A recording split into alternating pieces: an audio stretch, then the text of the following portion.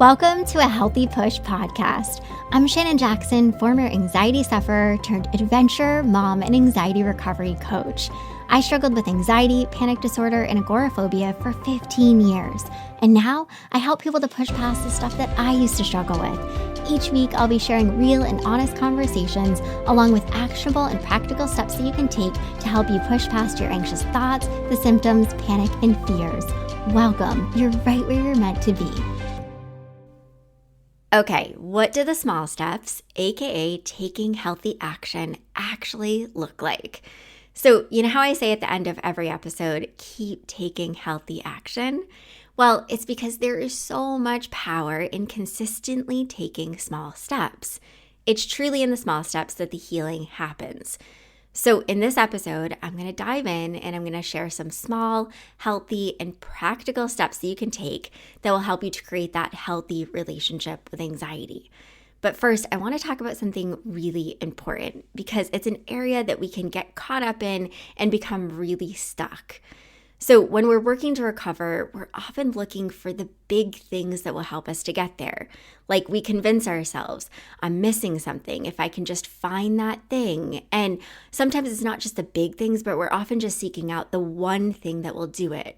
For example, once I find the medication that will help me, or once I find the tool that will work, or once I find the book that will unlock everything for me, or once I find the therapist or coach that will fix me.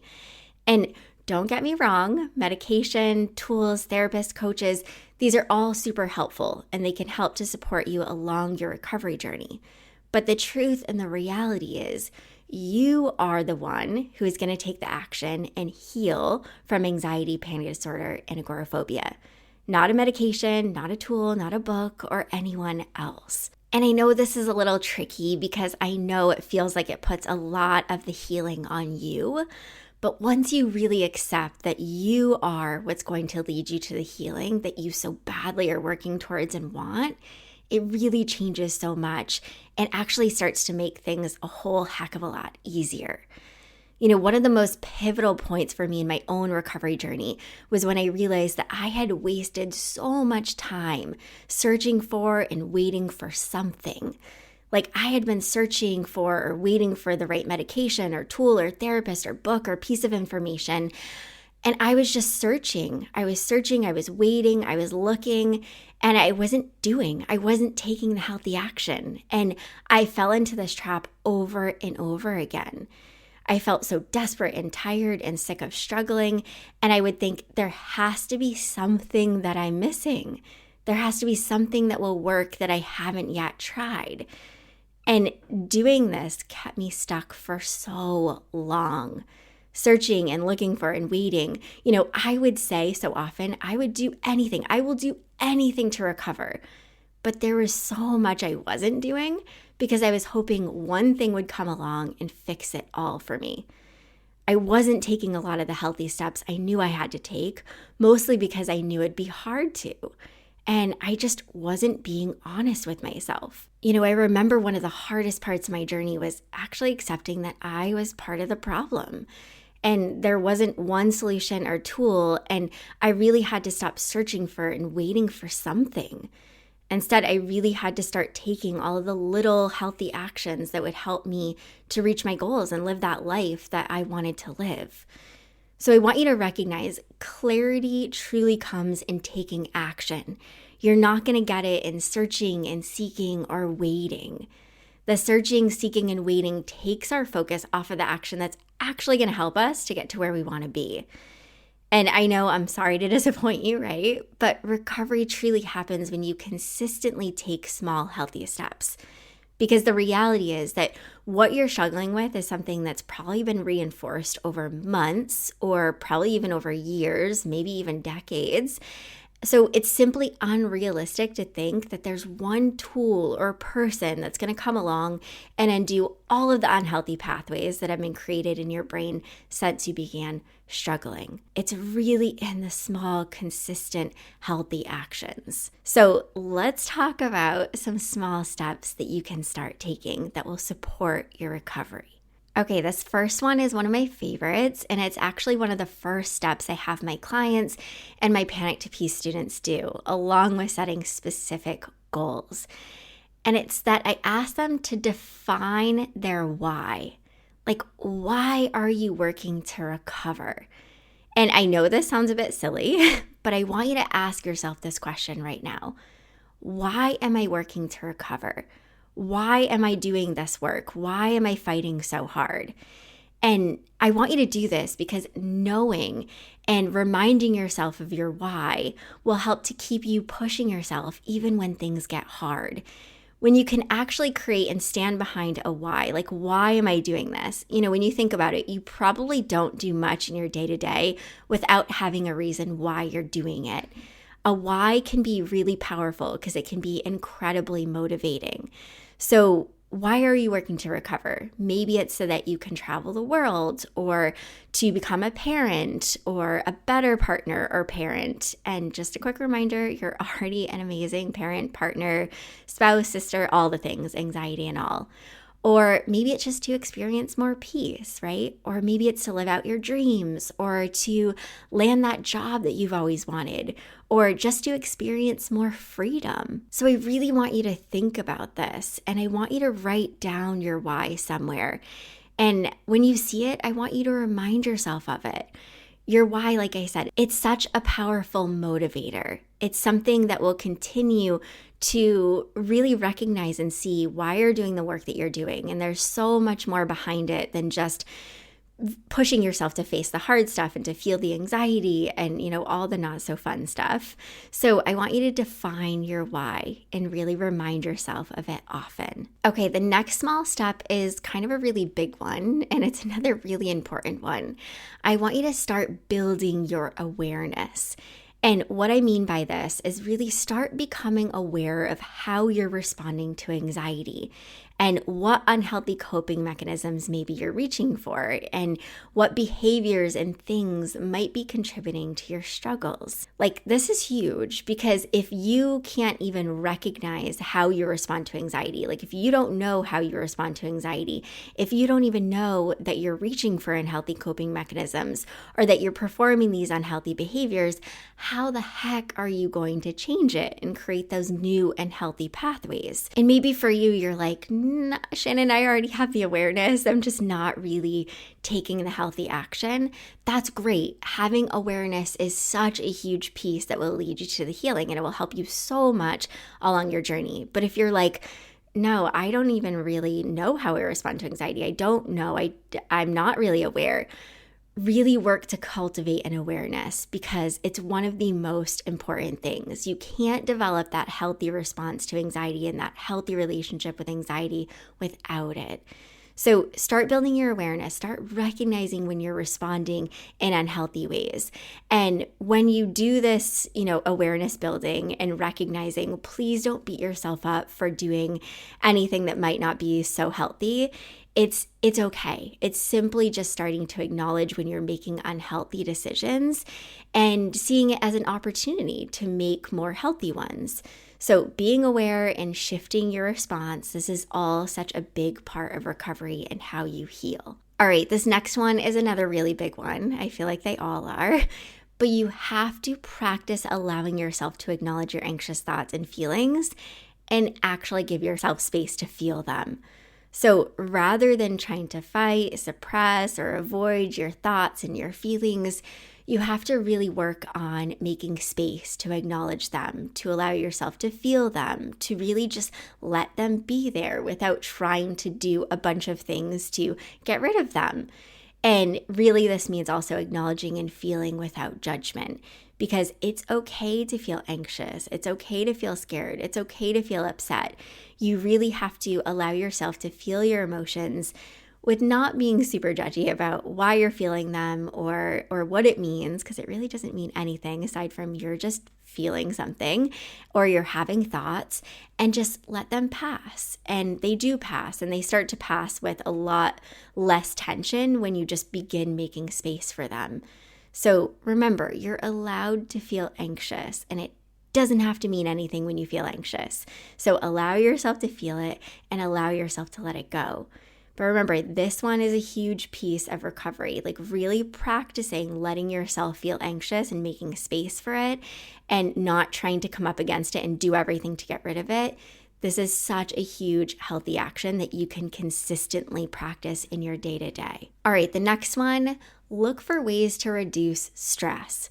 Like we all know, stress has such a major impact on our systems, our physical health, mental health, emotional health, and really looking to support your nervous system and helping it to become more regulated is a huge piece that will help you. It's a huge piece of recovery, and it's a big part of how you build the trust and the knowing back within yourself so that you feel safe. And it also gives you the capacity to actually face the hard stuff. So ways that you can reduce stress, right? I'll give you 5 here. So first one, slow down and take time to rest. I know this can be really hard because you might convince yourself like, I have to go, I have to really recover. And the more I do, the quicker I'm going to recover and the quicker I'm going to get there. And it's just not true. The more you try to force and put that pressure on yourself and you don't allow yourself to rest, it's going to create even more stress and even more anxiety. So rest is essential, right? It allows your mind and body to recharge so that it can actually continue to take the healthy steps. Number 2, relieving stress can simply be moving your body. And this doesn't have to be anything crazy. This can be just getting out, taking a walk, even starting with a 15-minute walk, or any type of movement that you really enjoy. Maybe it's a sport, maybe it's an activity, maybe it's playing with your dog or your kids. In whatever way that you can move your body, it is going to be helpful in relieving and reducing stress. Okay, the third one, and this is one that I haven't really talked much about, but I feel like it is an important one.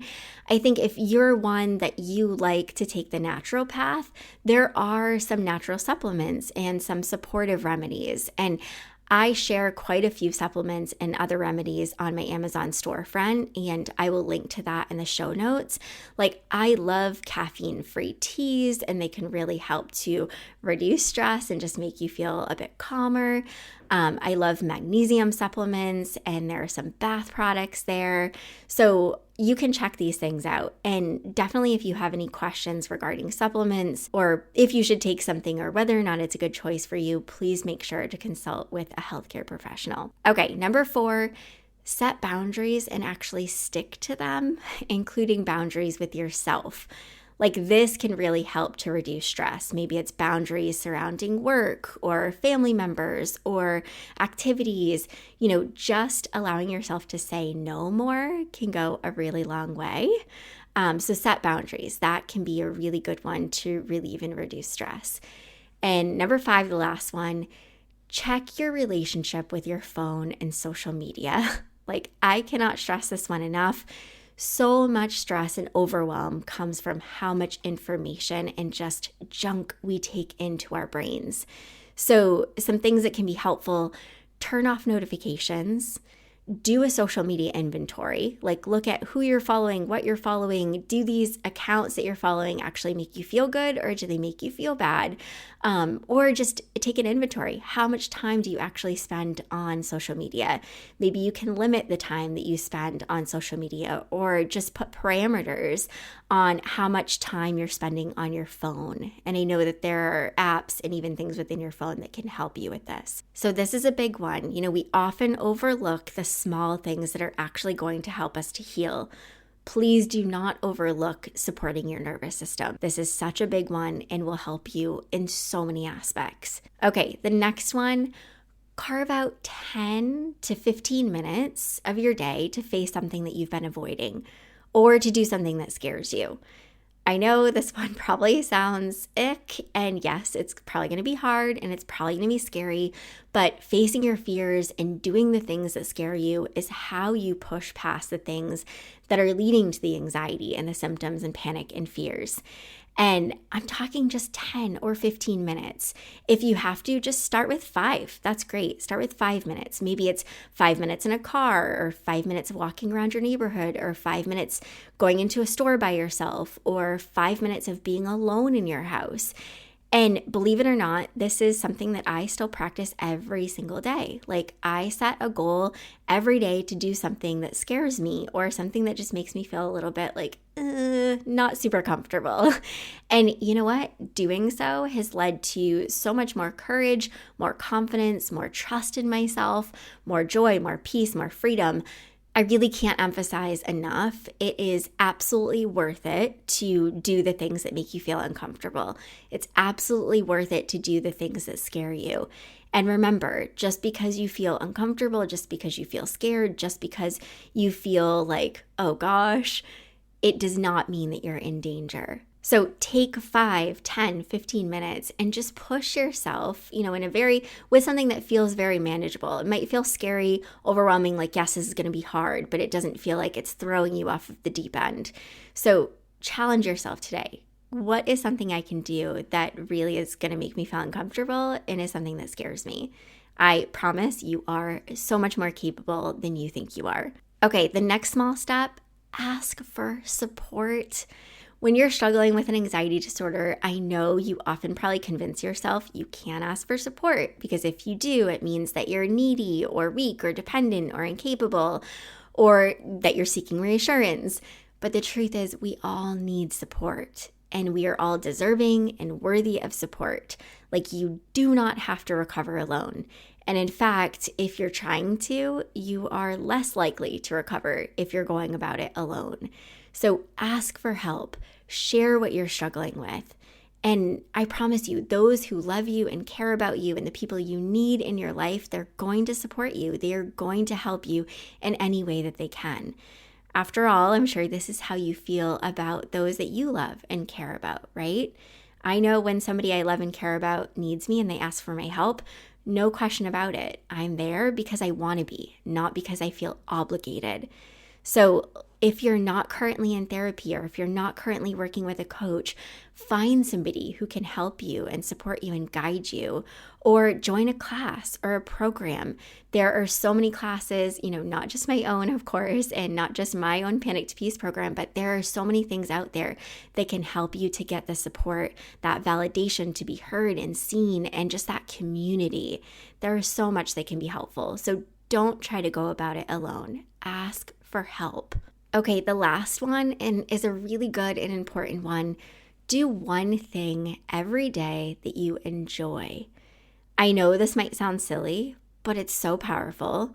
Just because you're working to recover doesn't mean that you should stop living, right? Like you cannot stop living just because you're working to recover from something. So it can be something super simple. Maybe for you, it's, knitting or crocheting or singing or dancing or watching something that you really like or calling a friend or taking a walk outside. Like that is something that's big for me every day, non-negotiable. I get outside and I walk in nature because that's something that I really love and it's something that gives me so much. So just setting aside even 10 minutes each day to do something that you enjoy, I would love it if it were a bit longer than this. But whatever you can commit to consistently is going to be super helpful. So remember, recovery happens while you're living. If you try to hit pause on finding happiness and joy until you've recovered, recovery is going to be a whole lot less likely to happen, and it's going to absolutely suck in the process. So you deserve to do things that you enjoy every day. You deserve to regain that enjoyment. So maybe initially you might not super enjoy it, but the more that you do it, I promise you, you will begin to enjoy these things again. So I think I just walked through with you 8 small healthy steps that you can take. And these are practical things. You can start doing these things today, but there are so many other healthy small steps that you can take that will support you in your recovery. And I know these things may seem insignificant and not so powerful, but remember, it's truly the small healthy steps that lead to healing and peace and joy. So start small and pick 1 or 2 of these things that you are drawn to and really try them out and commit to them daily. And the more you take consistent healthy action, the more quickly you're going to make progress and actually reach your goals. And remember, the small steps don't often lead to immediate relief. I know you want that immediate relief. I know you just want to feel better right now, but it really often takes that consistency and practice to reap the rewards of these actions and these small steps. So really commit to them, and I promise you will see the benefits. So I talk about taking these small, healthy actions often because it's really these small steps, taking them consistently, that will help you to undo the unhealthy pathways. It's what helps you to change your response to anxiety and to your thoughts and feelings, and all of these things help you to change your relationship with anxiety and create that healthy relationship that you're so desperately wanting to create. And your brain needs the repetition to create new and healthy pathways that don't lead to the symptoms, panic, and fears. And your brain needs repetition to undo the unhealthy habits. And the small steps are what really helps to show you that you are, in fact, capable of accomplishing so many amazing things. And they are what leads to more courage and confidence and trust, and to a stronger belief in knowing that recovery is absolutely possible for you. And change, that lasting change and healing that you're looking for, it doesn't happen in big and drastic leaps. It happens in the consistent small actions. So, friend, please stop waiting for and searching for something or someone, and just start committing to consistently taking small, healthy steps. And I know they might not seem like they're doing much in the moment, but I promise you they are. The small steps are leading to amazing things. And you know what? You are so worthy and deserving of amazing things. And if you're like, Shannon, I've loved this, but I need somebody to guide me. I need motivation. I need accountability. Like, I've tried to do this on my own. I've tried to take a lot of these healthy steps. I've done a lot of this work and I'm still struggling. I don't know what to do anymore. I want to encourage you to check out my program, Panic to Peace. It's a 10-week program, and over 10 weeks, we meet every single week. And I guide you. I guide you through all the healthy steps. I encourage you. I motivate you. And you have a community of support who are traveling a very similar path as you. And you will get all of their support. And just these programs, this program and the community and the group, they are my absolute favorite because I meet so many amazing people who are just so kind and so compassionate and just so helpful. And when it all comes together, it is just so stinking beautiful. So if you want more guidance, definitely check that out. But until next time, my friend, keep taking healthy action. I hope you enjoyed this episode of A Healthy Push. If you want more, head on over to ahealthypush.com for the show notes and lots more tips, tools, and inspiration that will support your recovery. And if you're hoping for me to cover a certain topic, be sure to join my Instagram community at A Healthy Push and let me know in the comments what you want to hear next.